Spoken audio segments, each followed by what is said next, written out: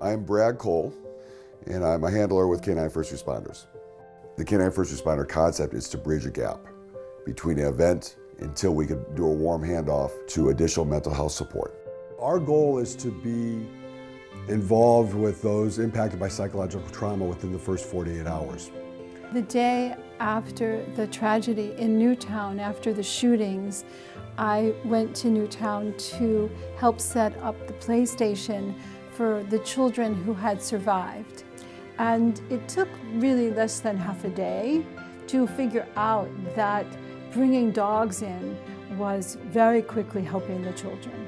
As soon as I walked in, I sat down on a bench, sending out a signal I didn't want to talk to anyone. Then I saw his face.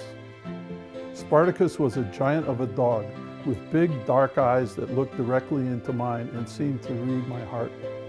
I tucked my head in his fur and let out a sob.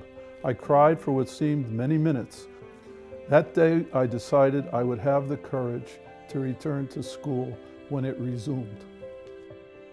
I saw kids who don't talk to anyone stop every single morning in front of myself and Brad and his team to talk to those dogs every day. Having the dog teams there was the single most important element in helping our school recover. Every time I see Spartacus, I just think of my joy seeing him for the first time, just kind of having that special comfort and security of someone that you didn't really have to talk to for them to understand your feelings. And it helped me to help my daughter. So that connection is something that I will be grateful for the rest of my life. What's happened is it's kind of evolved. We are now making a lot of strides with fire departments, EMT, and police as support for them. Myself being a firefighter for 32 years, I grew up in the world that we are here to help people. We don't need the help. A lot of guys, especially the older generation of firefighters, they aren't the ones to ask for help. They're very stoic about not wanting to reach out. But there's nothing to say that a guy petting a dog is weak. So a lot of times I have seen personally, they may not be willing to talk at that point, but the dog will go to them and they'll talk to the dog, they'll pet the dog will get in their lap or lean up against them or hand them a paw. And at that point, it opens up the door, it bridges the gap that these guys that are suffering and allows them to be able to be more open and maybe get their feelings out.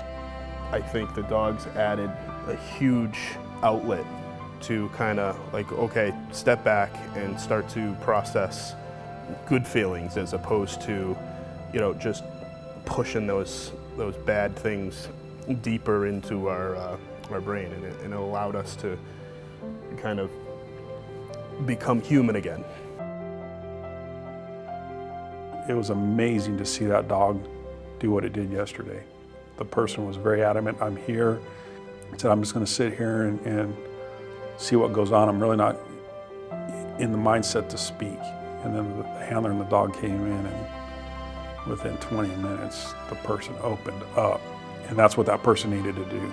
It's absolutely effective, and it surprised me to see how the reaction of the employee who's going through this emotional time relieve that emotion with the dog at that particular time. We're gonna have to rewrite our playbook. This is gonna be chapter 2 because this is all new territory. The dog was the key to start a healing process for a person. And if you would have read that to me in a book, I would have never believed it. That you had to see it. And just having that calming presence of the dogs there, I think was the thing that made it better in the immediate aftermath. You have this connection that I don't think you can make with a human. We're happy to have them here.